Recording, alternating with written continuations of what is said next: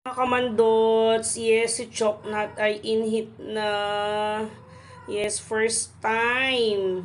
First time ko kasi mag-alaga ng pusa, so hindi ko alam kung paano ba gawin, mga kamandots. Choknat, suggest po kayo. Tulungan niyo po ako, hindi po ako marunong. Yes, in-hit na. In-hit na si Choknat ko. O, tingnan niyo siya. Kagabi po siya word na word kami. Actually, hindi nakatulog yung partner ko. Ako tulog na tulog. Yes, word na word kami. Choknat, in-hit ka na. Kagabi siya sobra, grabe. Sobra-sobra yung ano niya, kulit niya, ingay niya.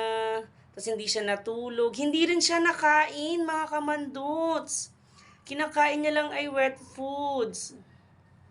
Hindi siya kumakain. Yes, ito siya, oh. Gusto niya lagi, nilalambing siya. Ayan siya, oh. Piling ko nangihina na siya, kamandots. Tulungan niyo naman po ako. Ano po yung pwedeng gawin?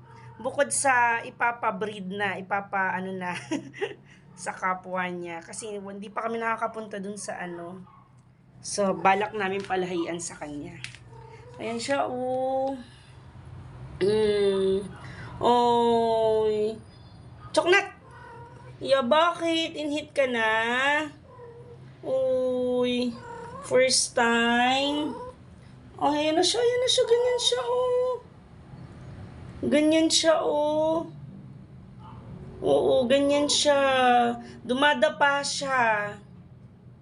In-hit na siya. Malinis na yung higaan niya. Yeah. Sige, kamandots, comment down po kayo.